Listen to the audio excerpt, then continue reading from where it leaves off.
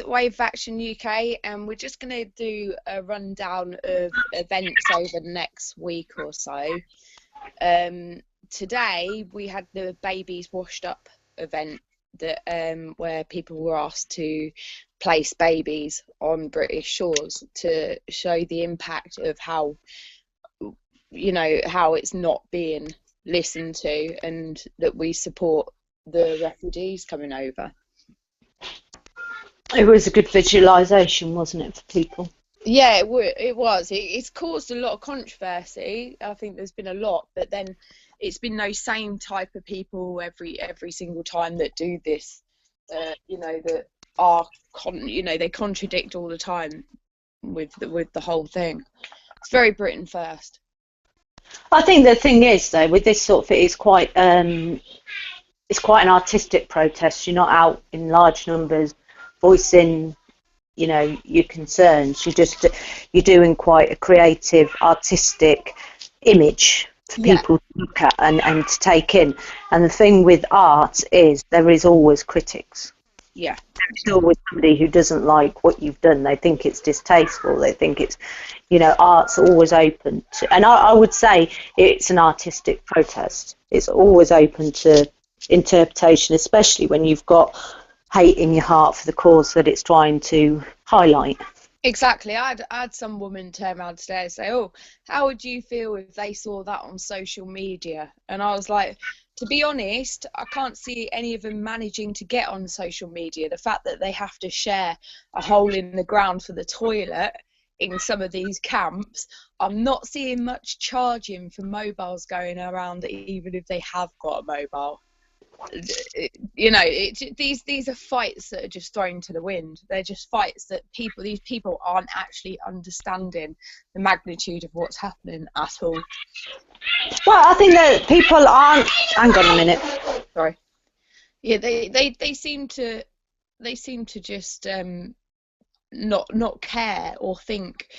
Not even not care or think. They're not even thinking about how bad it is. They're not thinking about the actual people. They've not. Has anybody who's criticising any of these, have they looked at how life was for these people before the conflict, before the fear that's made them take to the boats and take to the sea?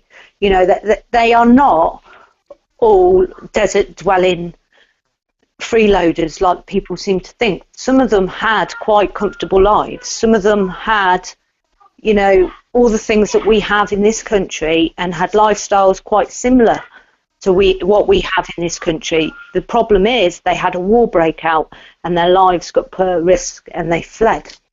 I think a lot of people, when you look at like Afghanistan in the 70s and you see how many women were in education and science and even yeah, and then you look at what we've kind of created, because we try to force our will and way on the world, and just like Britain first would in this country, they had some extremists that stood up and said, "Oh no, you can't force your ways on us. We don't want to change like you want us to change. We want to stay with our traditional ways." And then the extremists began to take over because of the situation that we put them in. They have become everything they think they're hating. They are everything they think they're hating. They are fascist. When you look at it, extremists, they're fascist. That's all they are. They're extreme, yeah, but everyone can be extreme with their ways. But this is fascist. This is one group of people wanting what they want. They're not, on both sides. Yeah. It's if the Britain first or the fascist people, far right people in the UK brandish weapons, they'd become extremists in my view. Yeah. And then the dolls, a lot of people didn't leave the dolls. Some people did leave the dolls. Some of them sent them going downstream. But there's another protest on the 5th or the 4th of October, is it? The Tory conference. Yeah. Where they're trying to get 90,000 dolls to represent the 90,000 homeless children this Christmas. Yeah. Yeah, which they're going to be recycled, aren't they? They're not just going to be left to waste. No. No, So exactly. I thought that was another good visual protest, because it's nice taking to the streets, but it's also nice to have something that makes people pause and think. Yeah, wonder. I You think people hate to be curious. It's one of Britain's. Well, most people are curious, and when you're curious, you want to know what's going on. Whereas when we're taken to the streets, we've got signs. They know what's going on. They're like, yeah, whatever. With this, it can actually, the impact of it, of the babies, brings it more to the mind, doesn't it? It does. And that picture's gone absolutely viral. I'm sure anyone listening knows what image we're talking about. Yeah. Little boy who washed up on shore. Yeah. His brother died and his mother died. Yeah. That boat crossing, and on my picture I get really disheartened by some of the comments of people. Oh, they knew what they were doing, blah, blah, blah. Nobody makes that decision easy. No, they don't. I mean, let's face it, how deep do we let our kids paddle in the sea before we start getting frantic? Yeah, exactly. Yeah, it's not something. Nobody does that for benefits. Nobody does that for a job. They're doing that for a life that's a non-threatened life, a safer life. They've took a big risk for safety, security. Well, yeah, and a lot of them, some of them have come from Palestine. They've escaped into Syria. They've lived in like the Yarmouk refugee camp. Girls have been stolen, sold. You've had murders. You've had beatings. Food's not getting through. Do you remember that man who asked for Yeah. help? Who lived there? He had family. He just wanted food. That's all he wanted, just to find a way to get food into Yarmouk. Yeah. Then it's come back to them on their doorstep there. And these people haven't found peace for years, some of them. They've been travelling the world for years. You can't blame them for wanting to get somewhere where there's guaranteed peace. I see somebody with a thing saying, Iran's a very rich country, why aren't they taking them in? Well, I'm being funny, but Iran's quite unstable. Yeah, it is. I don't particularly want to go there and face another round of bombing. And the thing, isn't it?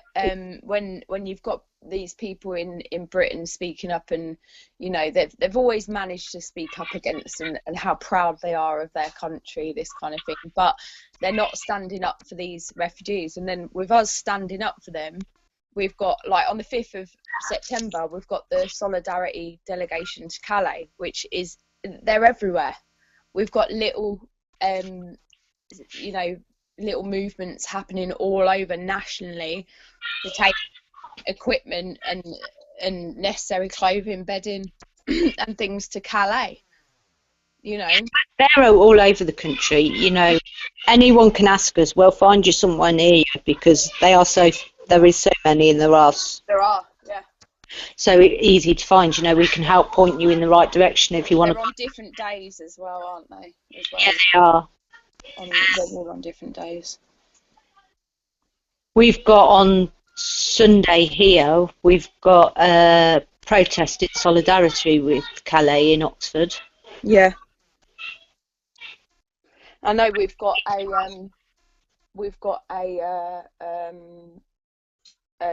move down there. Somebody's taking some bits down there, so we've got one in Peterborough at the minute. Yeah, I think there's a lot of like solidarity marches. You've got the one on the 12th as well. Yeah. Which clashes with the arms trade, and I've tried everything to try and get the two sides to work together on this, to see that arms supplied around the world is what caused this problem. That would be a fantastic place to do the demo, to be honest. Well, yeah, and I also think they've got a Jeremy Corbyn party from 4 o'clock in Trafalgar Square, and he has spoken out so much on Gaza. He has spoken out so much on all refugees and all these things, I cannot see why they are not having that outside the arms fair. No, I don't see why. Because that's at Marble Arch, isn't it? Which is, the other side. And that's midday as well, 12 o'clock. So it's literally. But you've also got, the thing is, you've got on the 12th of September as well, the solidarity with Calais. Yeah. On the anti-fascists. Yeah, it's organised by the anti-fascists. So you've got that as well. I think that one. Dover. Yeah, in Dover, but that is a counter march, I believe. Yeah, exactly. So you've already got a big counter march on there. That's against because I think is it EDL or someone's doing a fascist march in Dover. Yeah, well, it's part of a national thing, isn't it? Yeah, I think they wanted to counteract that. But it has to be done really down in Dover. They have to be where that is. But people that can get to Dover might not necessarily be able to get to London. Everybody in London, and it's the thing that annoys me most about a lot of events, is that they don't look at what other people are doing and join forces. Yeah. These guys could easily do that because, like you said, it's connected. And if you're going to do one in London, surely the venue, it would be better to do it at a venue where there's plenty of people in solidarity against war already. Definitely. I mean, we're going to the arms fair, aren't we? Yeah. The arms fair is the 5th. Is it? It starts on the 5th. 7th, from the 7th to the 12th. Oh. They've got days, special things on each day. They haven't got anything for the 8th. Obviously, the 7th is the start of it, so that'll be the launch. The 9th, they've got the Environment Day of Action, where they're asking for a switch from arms to renewables. 10th, they've got Conference at the Gates and the Don't Bomb Syria day. 11th, they haven't announced anything yet, but they will. 12th is the Mass Day of Action. So the Mass Day of Action surely is the best day to have this, considering on the day before, on the 10th, they're already doing one with the Don't Bomb Syria. It's a certain amount of ego, I think. I don't care what anyone thinks. No, I believe that as well. Everybody wants to hold the big protest and nobody wants to give in. Yeah. I don't give a fuck who holds it, but I'm at the arms fair and I would really like to have supported the refugee one as well. I'm not going to be able to, unfortunately. No. But I feel that I am representing the refugees by being at the arms fair, by saying enough is enough. Yeah, definitely. Well, you got on the 5th as well. You got Safe Winter and the Epic Loop for the UK. Yeah, that's gonna be big because it's like there is literally 26 groups, including ourselves, that have supported the actual day. Obviously, some of us doing it in our own cities, not necessarily London, but the one in London starts at 11 at Parliament Square, where they're going to feed the homeless and have a protest. And then at 1 p.m. they're going to freestyle march and feed the homeless on the way round.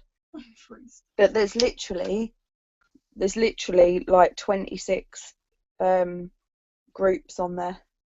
And are they doing a camp out?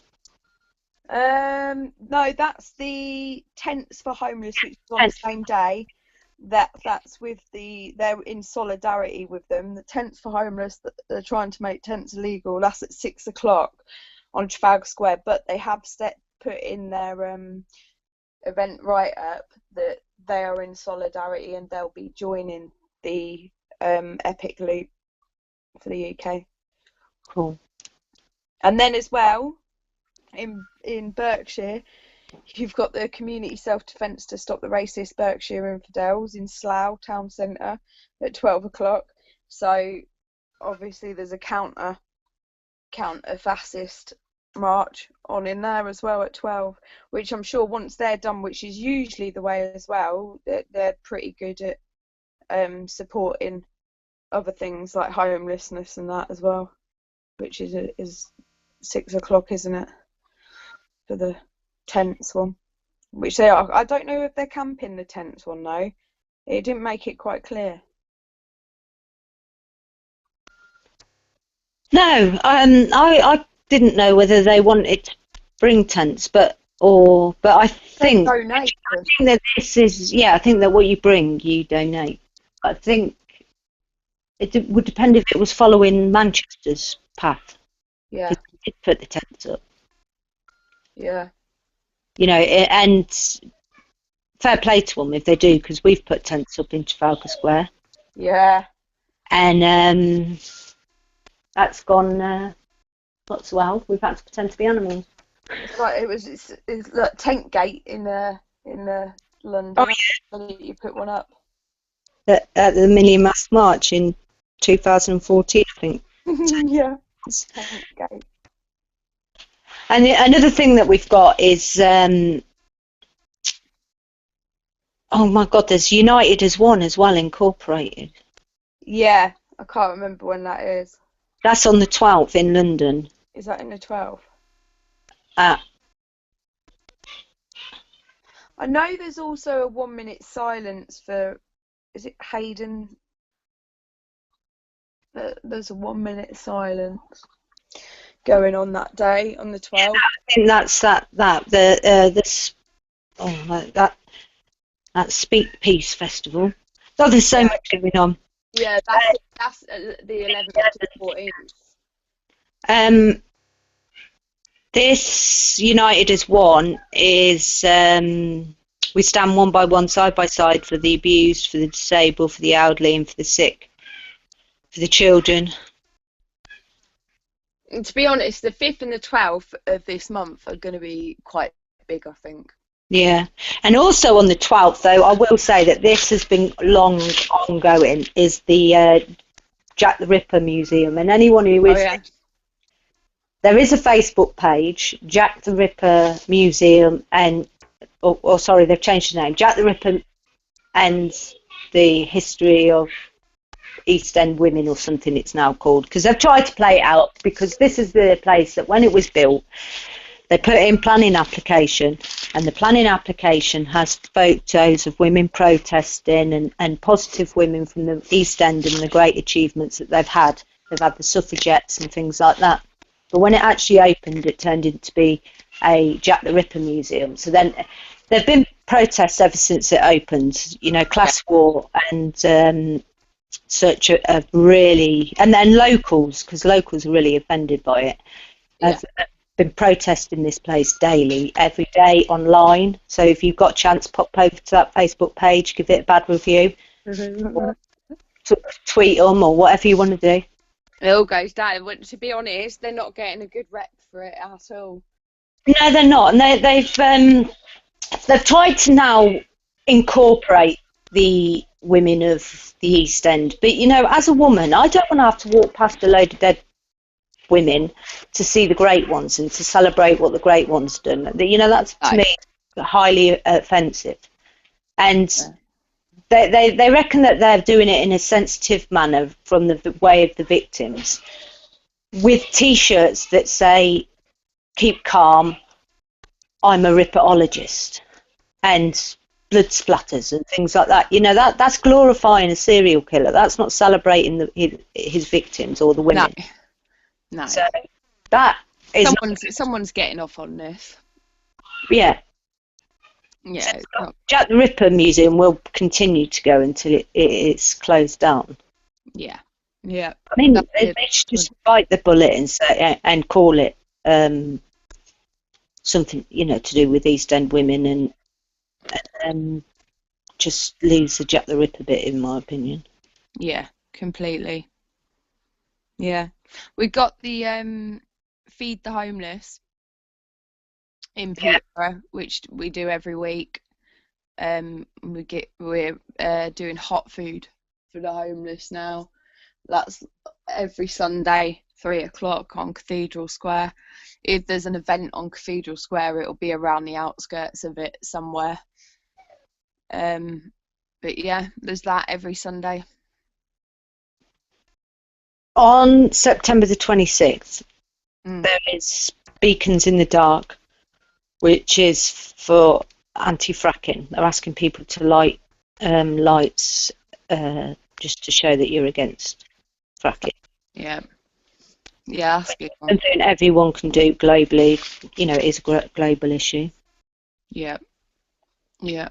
I'm just having a look. And then we're getting into like the Occupy the Tory conference, which Yeah. is going to be huge. That is going to That is going to be huge, yeah. When they were in a coalition and they had a conference in Manchester, all the unions laid on buses, and I know that there is shitloads of union buses this time. And my bus costs like a £5, so you probably get to Manchester for £5-10 maximum. Yeah.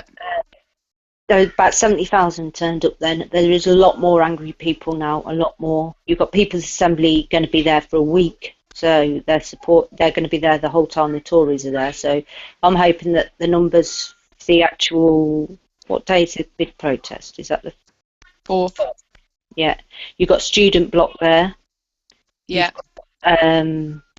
Like all the different, you've got the 90,000 dolls, you've got all the unions and the normal blocks that you'll have. When we went last time, we were actually marching under snipers. Yeah, yeah. They had snipers on the rooftop by the venue, and they pulled all of the media away from the windows and wouldn't let the media report it.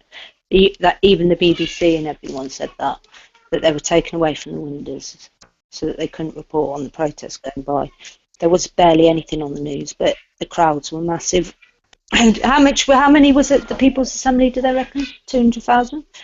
Was it the last one? I don't know. It was a hell of a lot. It was a hell of a lot. I didn't actually look at how many came, because I know one in July was 50, and this was treble that. I think the estimate is around 200,000 at least. Yeah. So I'm thinking that if 200,000 come out for that, at the Tory conference, we could smash that. Oh yeah, definitely. Definitely. Yeah. I can't see anything. Pea-Kii are going. Yeah, they're going, yeah. They're doing a day of action the day after the conference, at the big march. They're doing a balls to the Tory conference on the 5th. Yeah. No, that's all I've got then is the 5th of November, really, after that. There's a couple of little... Have you heard about the students? No. They have decided that they are going to hold a big protest in London on the 4th. Right, okay. So, the 4th and the 5th. Pretty banging. Yeah. Oh. Because, you know, the students have no fear. No, they don't. They show you how it's done.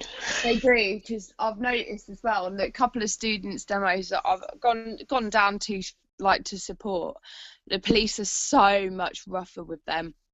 They are so much harsher than they are with us. Because I think they know that the students kind of mean it, that they're in a very precarious situation. You know, these are the generation that corporations have brought up. You know, we've got a vengeance in us kind of thing. Yeah. And I'm not saying it about everyone. Students at the minute, they've been taught this is a free education, this is a free society, life is this, that, the other. You know, you get to that age and you get plonked with that amount of debt already, you're going to get some anger out there. Do you know what I mean? And the next event ties in very neatly with one of our best memes that Wave of Action has done, which was Back to the Future. Back to the Future one. So, on the 21st of October 2015, at 4:29 in the centre of the Hill Valley, he'll be there because that's the time that he travelled to. So there's a big event to welcome him, and we can all tell him, go back and give David Cameron's dad a fucking condom. That is fantastic. That is fantastic. I didn't know that.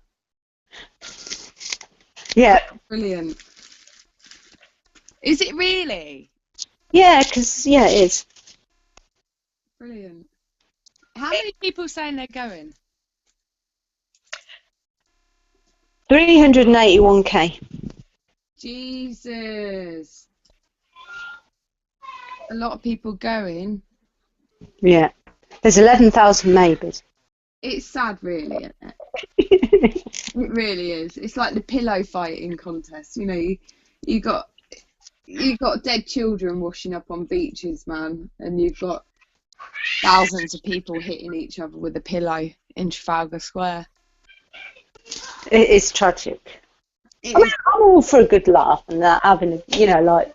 Of course I am. We're doing great, you know, stupid protests, but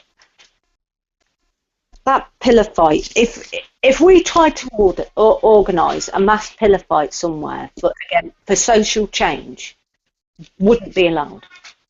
No. It would be banned. Of course it would.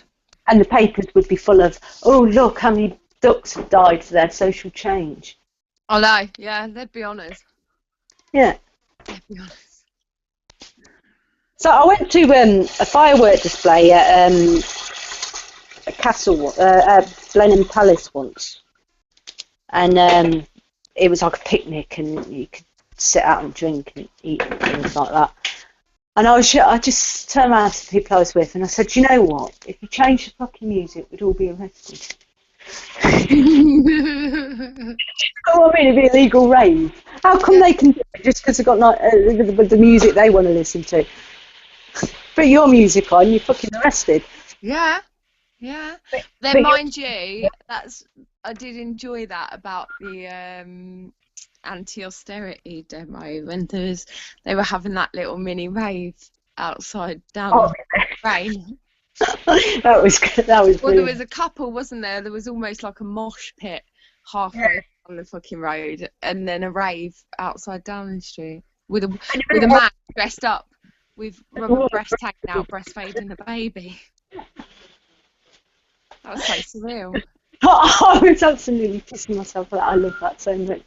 And somebody got on their wall on Facebook, and some people were really slating it and things. I was thinking, God, some people they've got no sense of humour. No. That was the best bit. That was brilliant. I absolutely loved that part. That was really good. We just joined in, didn't we? And there was that woman. There was a woman. She was sitting in the road with the champagne and the bottle. Proper going for it. It was just really strange. It was just a moment that I'm going to remember that for a long time. I'm going to tell my kids it, you know, my grandkids it, if I ever have them. When they're older, it's just something you don't see every day.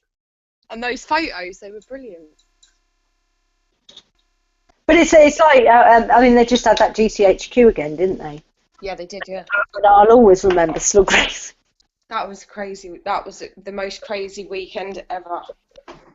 Just the whole thing was like almost, you know, see how far you could push the limits and see how funny you could make it.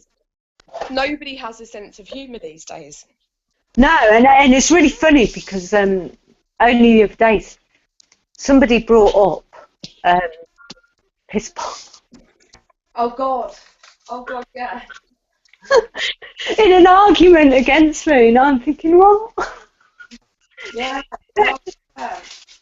Jesus, don't take anything I do too. It was fucking cider.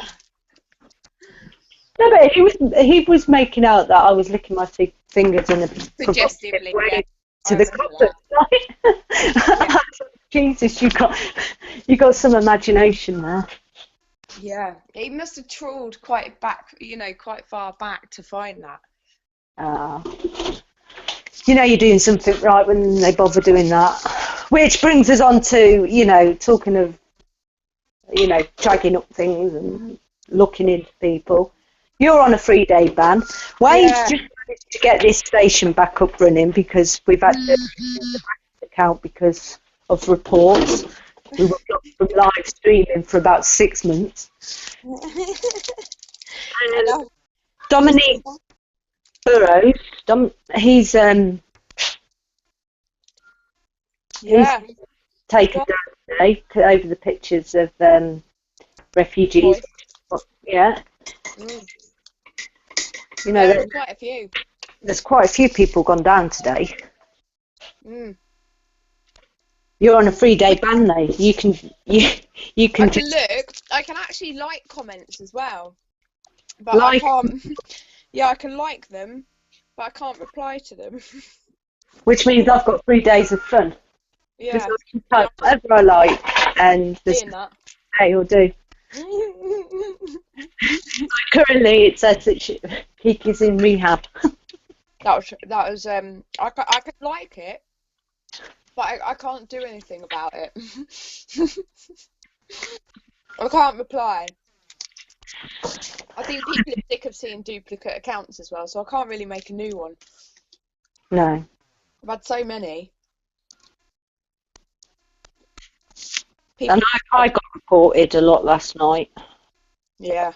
But it seems to me to be double standards, because people are posting the same thing, sharing my post, in fact, have been taken down.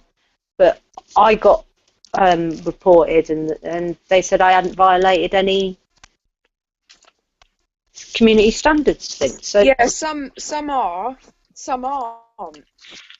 It's like the same photo, but some are going, some aren't.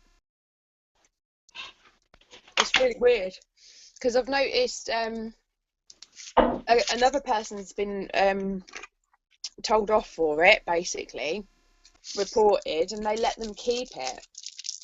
And but other people have been reported and taken down. I think Sarah Hemingway's she got reported but didn't get taken down. But the photo keeps getting reported, but someone who shared it of hers got removed. It's ridiculous. It's weird how they work. There's no set sort of. But I suppose different people might be dealing with the case at different times. How what's it called? Discretional is the Facebook ban, depending on who's reviewing it. There's not just one bloke set for each person, is there? Just one man who just sits there and monitors all the Facebook. Yeah. Oh, I remember her. Yeah. So it depends what they classify it as, I suppose. I mean, I've had all sorts. I keep getting reported for my name. I've proved my name's my name. I keep getting reported for my profile picture being nude, and I've had my refugee things. I mean, it just annoys me that the report my profile picture being nude, because it's just a complete waste of time. All they're going to do is tell me that you have reported my post for containing nudity, and then they're going to say, but it doesn't. Yeah. Do you know what I mean? What kind of idiot thinks that that's actually going to get to me somehow? It seems the only way you can really get taken down off of Facebook is either posting too much and getting reported too much and banned, because obviously this is my second ban, so I'm on a 3-day ban. It was 24 hour the first time, and then you get the warning, didn't you, that they'll delete your account for good. But then I think the other one is reported as a fake name. You do get taken off for that. Yeah. Other than that, it just seems to be bans or reports, doesn't it? The reports come back as not violating. So everyone's getting reported for a fake name then. You've got no choice really, have you? No. But it's just. But it is us doing it to ourselves.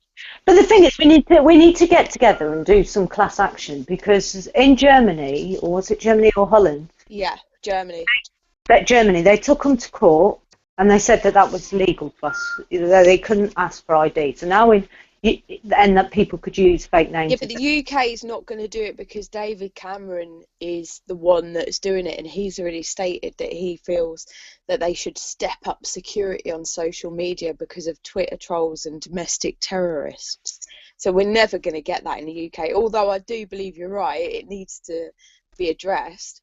Well, it needs to go to like a European court or something like that. Just, because even if David Cameron wouldn't enforce it, it puts Facebook in a very difficult situation where even a judge has said it's not right. Yeah, it should never. It should turn around and say, "Fuck you, we don't care, it's not right." Have you seen that new thing as well? That I don't know how true or false it is because there's a lot of bullshit out there, but where they're saying that they'll now credit check you dependent on your friends. Yeah, that's not bullshit. That's going to happen. And they're lunatics, aren't they? It's a good job I've got loads of CCJs already. Well, yeah, I'm just going to make friends. They can all be my Facebook guarantors. Oh, well, I have got Tom Hardy on Facebook, but I only liked his page. But surely that counts. Yeah. He's got lots of money. I think that we should all just write contradictory stuff so they don't know what the fuck we're thinking. Yeah. Well, I think I've proved a point as well with Facebook. These people calling everyone report fags and stuff like that. I haven't actually. I've moved away from, say, like the common law Freeman kind of thing a lot recently because they're all reporting each other and fighting. So I have moved away from that because I'm seeing it, the reports and people getting their bans and things. But generally, I've never actually been reported by, and I've used some like proper extremities when I'm debating on Facebook with other activists. I've not been reported. No. With the friends. I'm not really into the Freeman stuff anymore. No. For the same reason. A long, long time ago, I started off getting into the Freeman stuff. Someone sent me some stuff, and I was really interested by it. But, I've told you before, we had that OPTT, the OPPT. Yeah. Which was based on a lot of Freeman stuff. And every time you asked a fucking question, you were a troll. Yeah. Now, sorry, I want to support you. I want to understand you, but I have some questions. What is so wrong? Any movement that does not allow you to ask questions to get clarification, to see if it's something you want to be involved in, is a fucking scam. Yeah, and I'm finding that a lot recently. It's like, I know that a lot of people have been banned from particular groups on the Freeman common law kind of sector, and I find it really, really ironic that these are people claiming to be Freeman, which I'll give my reason why I don't believe they are in a minute, but claiming to be Freeman and reporting to the very establishment they do not adhere to, that they claim they're not a part of. So they're reporting each other like left, right and centre. Seriously, it's like an opera, like a soap show on there at the minute. Sometimes I go on there when I get bored. But generally, like Freeman, I always believe a Freeman on the land is somebody that does not use anything. They don't need a name because they don't apply for a driving licence. They don't apply for a rent book or a passport. They just live on the land. They live free. And I do not know one in there. I think the problem is you're merging at the minute free man as common law, and it's not. We utilise common law, but as a free man, you live off the land. You have one law, do no harm. Yeah. You have universal laws, not common laws. But it's been I think it's been a big breakdown, hasn't it, of trust on there, because there's certain things not, then, like with the council tax and things like that, it is getting people into trouble if they're not doing things, well, I pay my council tax. It's fair enough, right, if you want to try that. I think that's fair enough. I think if you don't want to pay your council tax and you want to try the free man route or the common law route, and you want to go to court and stand and take that risk, that is fair enough, fair play to And you. I like to You read the spell stories. it out. You spell out the risk to the people. You don't pretend that it's a done deal, that you're going to walk into that court and everything's going to be dandy. You tell them that there is a risk. The thing with the OPTT was the OPPT, sorry, they wouldn't tell you any of the risks, and if you questioned any of that, you know you were a troll. And I know that this is across the board on a lot of different groups. Oh God, yeah. And asking questions, you know, I did a big thing about how, you know, to doubt it's not spiritually wrong, because a lot of the time they use it, like with the One People's Public Trust, they use a lot of like the New Age spirituality and the bringing in the new paradigm and stuff like that. They utilised all of that in with it. And they said that it wasn't, you know, spiritual, it's old paradigm to question and things like that. And I did this great big piece on why to doubt is the best spiritual path, because it's not closing yourself. It's not saying, no, I'm not interested. It's saying, I want to know more, I want to learn more. You know, it's opening up and it's asking questions. That isn't a bad thing. No. You know, that's being open to new experience, that's being open to learning. To doubt is to give questions to get answers, to, you know, grow. So that's how we do grow anyway when we're younger. And then, you know, they just blocked you. I didn't last on that page very long at all. So everybody that got blocked, we kind of went off and did our own thing. We still wanted to know about it. And I started looking into other revenues or avenues of Freeman and stuff like that. And every time I found somebody I was interested in, like Dean Clifford, various others in the UK, they all seem to want money. Yeah. And I was thinking, that ain't free. That ain't free at all. Why should somebody in desperate need, you know, losing their house, they're probably, you know, bankrupt or God knows what else, why should they miss out on this information if they haven't got the money to, you know? I think Dean Clifford was charging something like $10 a month to access his forums. Yeah, that's crazy, isn't it, really, when you think about it? It's a very... How can you charge for information that is free? You know, it's like we spend a lot of time. It's like I can go to the shop, go to the school, do my things, and then every 5 minutes in between I'll be posting a comment or I'll be answering this, and it all takes time. We all spend time doing what we do, but you know, right now we're spending time doing this because we want to share our thoughts. We want to, you know, try and collaborate with people as well. But to charge for that, it just seems a little wrong, doesn't it? It does. Free information. Yeah. It sucks, to be honest. I mean, I do think that it is a valid form of protest. Found out clear. I just don't see what your problem is in explaining yourself. If that's what someone wants to do, then. I believe it's going to be very handy in a transition and in a different paradigm as well. You know, it's something to carry forward. These are common laws. I think they're really good. They're something that we should adhere to. It's almost like a natural law, because that's what it is. It's nature's law, isn't it? Natural law. What comes naturally that we should and shouldn't do. But right now we're not in that paradigm, and it's changing the way Parliament works is going to be, you know, because like they will create a loophole, like you said before. They'll just create a loophole. Anything you do, and you have to change that power structure first. Well, yeah, you do. You know, I think there's a lot to be said with the amount that they clog up the system and the amount that they waste police time and court time and things like that in the actions that they're taking. Then, mind you, a police will use a budget, so they'll go on a budget. So that month, they're not going to be paid any more or less, and it's not going to charge them more or less. That will be put in the budget for the next year, and then taken from us the next year. Do you know what I mean? It's not immediately denting them at that time, and they'll just apply for it in the budget. And it'll be G4S that gains it next time.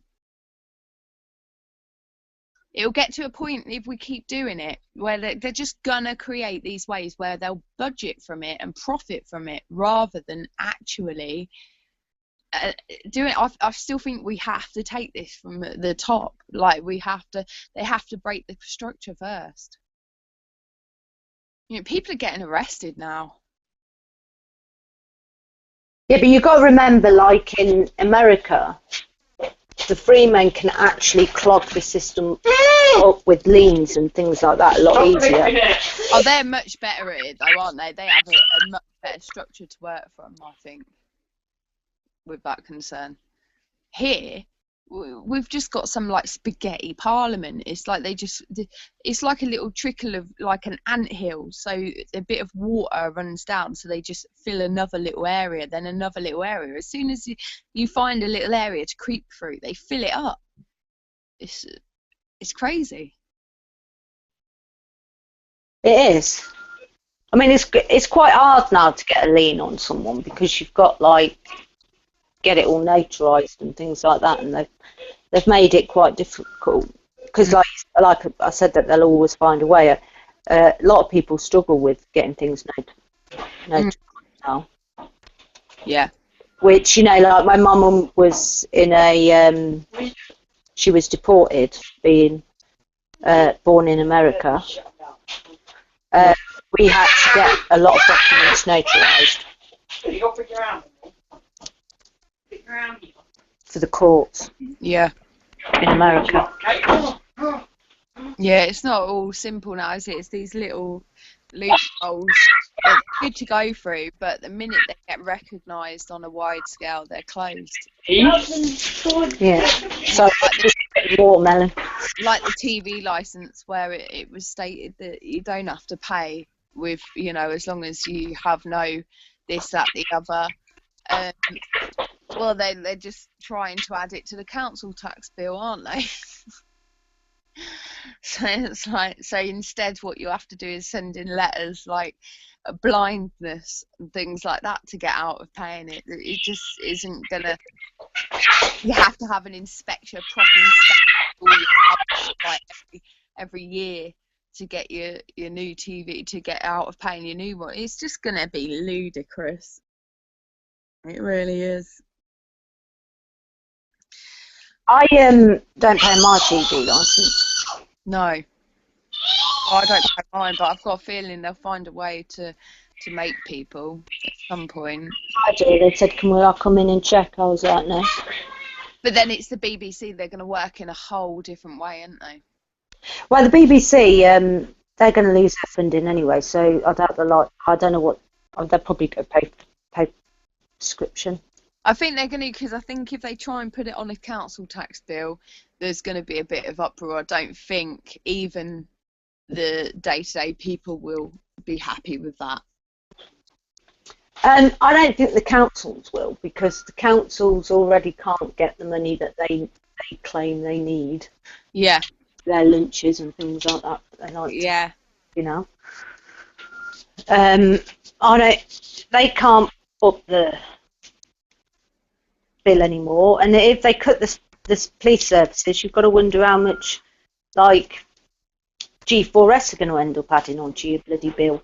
Yeah, when pay private police forces, because at the moment they rise in line with government and things like that. And what happens? They're not going to, though, are they? Company that's got a board of directors that want to make more profit. Yeah, I can't see that bit having a happy ending.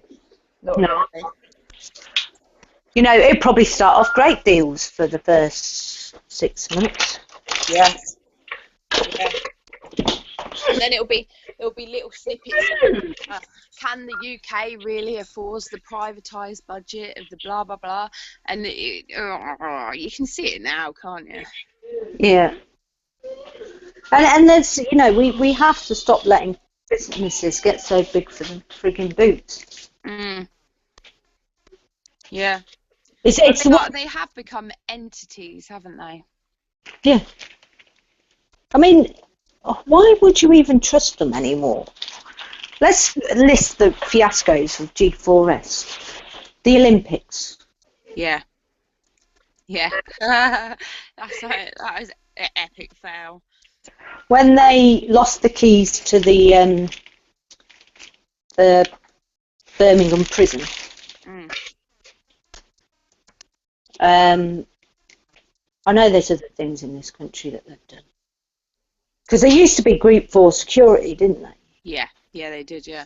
They've always done the prison sort of transport, haven't they, really, for a long time now. Well, that was it. All them people that they tagged that were dead.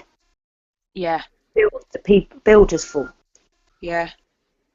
They used to, like, there's so many stories as well, obviously, at the time where they were doing the prison service and that, I was young, and there was stories from all my friends and that, like them beaten up by the screws and G4S, it was like Group 4S and that. It was like, oh, the screws were the worrying part. Yeah.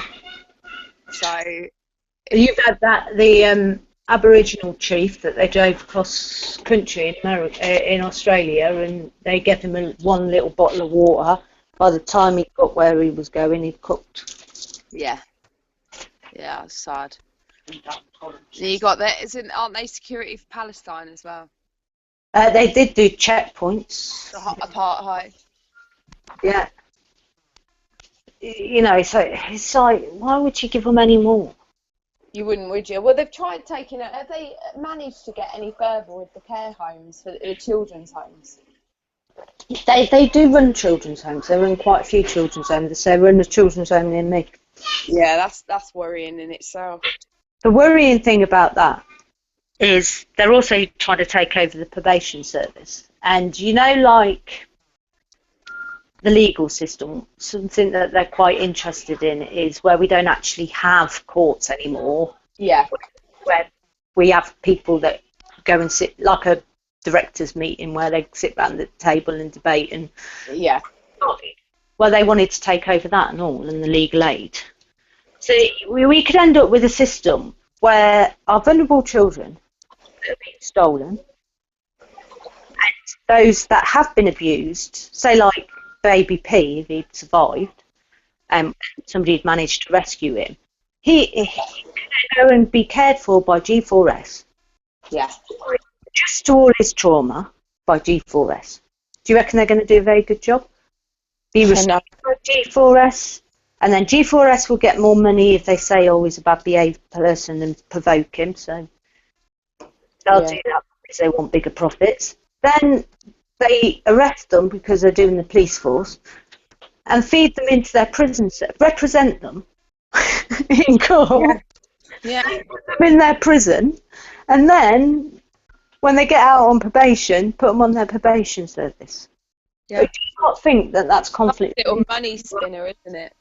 Right the way through, that you could just feed the young and vulnerable into your prison service, which, you know, already is too much of a case for people growing up in care. In this country, there is a very high proportion of children growing up in care that will end up in prison. Yeah. Because that they allow corporate parenting, in my opinion, and that's no substitute for proper parenting. No. Well, you look at the new rules and stuff like that, you're not allowed to hug the child, or, you know, if you're taking a foster child on, surely love is the one thing that they're going to need the most of at that time. Oh, without a doubt. And you're not allowed to do that kind of thing. It makes me wonder what type of people, you know, go out there to do it. Because it's a lot of money, isn't it? You get quite a bit of money. You do get quite a bit of money, and also if there's a lady near me and she fosters. Now she has a large council house, 4-bedroom council house, but her own children have grown up and left. Now she can rent out one room to each child or two of the same sex siblings to a room, and she gets up to £600 a week per child. But because it's a fostering allowance, she can claim benefits because it's not allowed to be classed as income. Yeah. So she can claim income support, she can claim housing benefit, and in theory, get like £1,800 a week and Jesus. get benefits. It's quite a lot, isn't it? She gets a sibling. That's 2,400 a week, Yeah. and get benefits. Yeah. And you wonder why people maybe do it for the money rather than actually wanting to help people. Good business, isn't it? Yeah. I mean, I worked in a children's home. One of the first questions I asked in the interview was, "Can I hug them?" I wouldn't work there if I wasn't allowed to hug them. They did encourage hugging in this children's home. Yeah. And a well-behaved child, they got about £1,000 a week for. But a child that needed restraining, they got £3,000 a week for. Now, one little girl, she'd be restrained like 10 times a day. Yeah. And I never ever once had to restrain her, because I sat there and I spoke to her and I talked to her and I treated her like a human being, and I understood that she had reason to be angry. You know what I mean? Life had not been exactly kind to her, and she had every right to get angry at times. Yeah, put the watermelon on my head. And this is they're not letting the children grieve, are they? Oh. What's their families? They're caught in a conflict of, their love for their family and what their social worker's telling them that their family's done. They feel unloved and rejected. The one thing in your life that you should always have is your mother, is what you believe. My mother would never leave me. Do you know what I mean? That's a natural thing for anyone to think, that you think that your mum's going to always be there for you. You've lost that. And no matter what you think about how that mother treats that child loves that mother. Because children do love them. Yeah. Yeah. And hard, isn't it? It's heartbreaking that you can just turn around and use them to generate more money. It's the most stupid system that rewards bad foster parenting and punishes those foster carers that make well-adjusted, loved children that come through a horrible thing that's happened to them. Well, they do this the whole way through, regardless, don't they? Because you look with a child on a special educational needs register. If you get a child that's a little bit unruly, then instantly they are labelled as something, and then they instantly get £6,000 for that child, and they can spend that budget on equipment that would benefit a special educational need child, not specifically having to be that one. But if they follow it through to statement in hospitals where that child is statemented as needing exact needs, they have to spend what the budget is on that specific child. So that's why you're seeing so many kids not being assessed.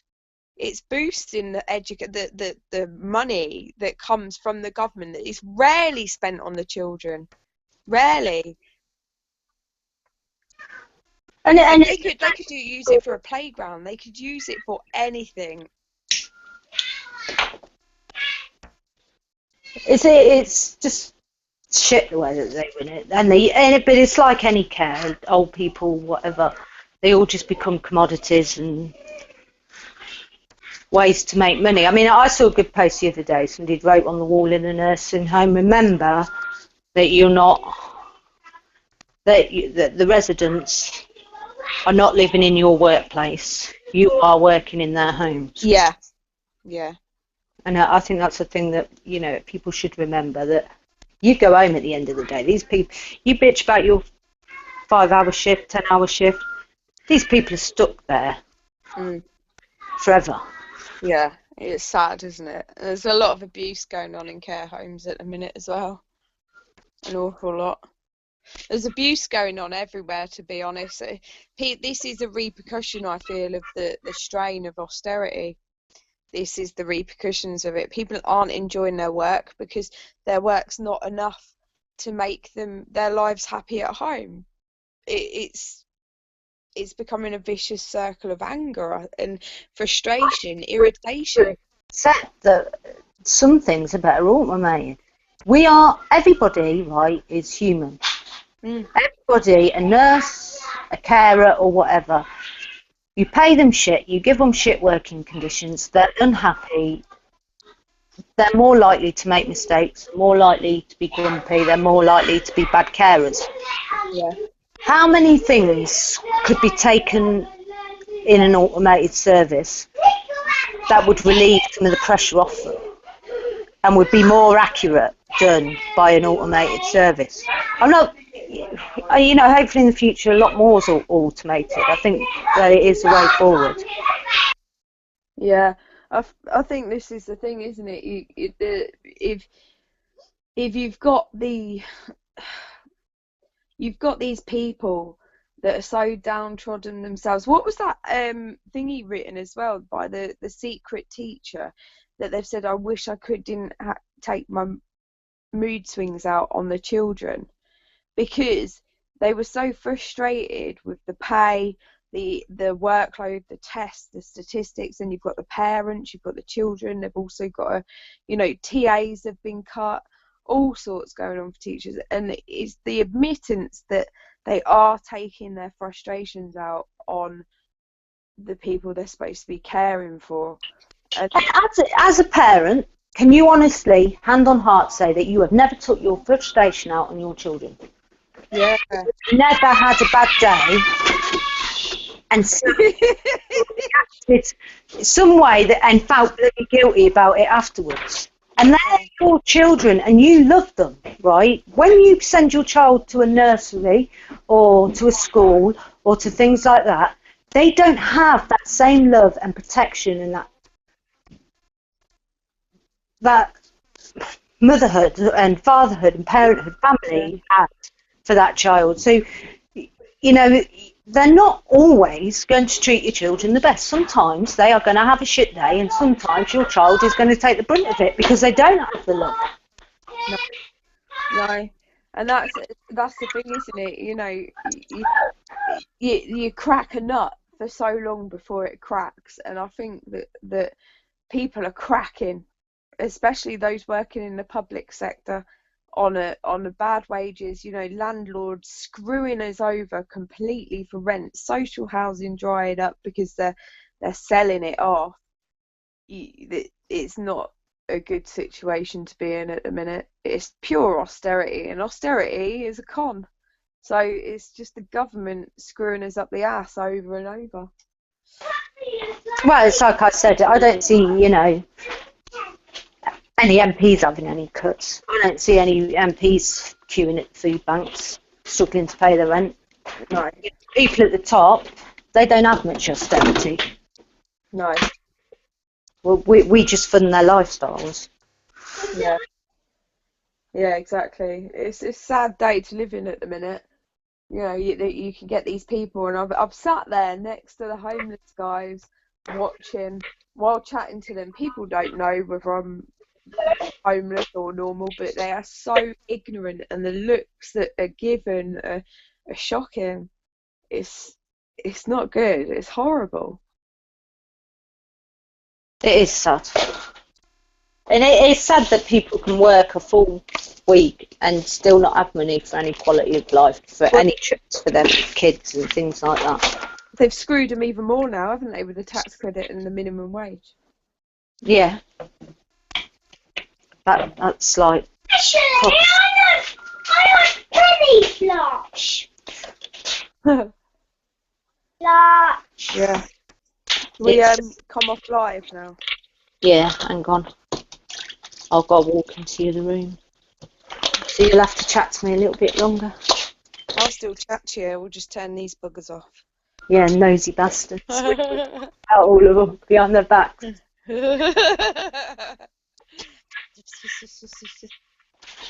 I'm hoping all my friends are back online soon anyway. I can't talk to mine anymore. I can just post slander about you.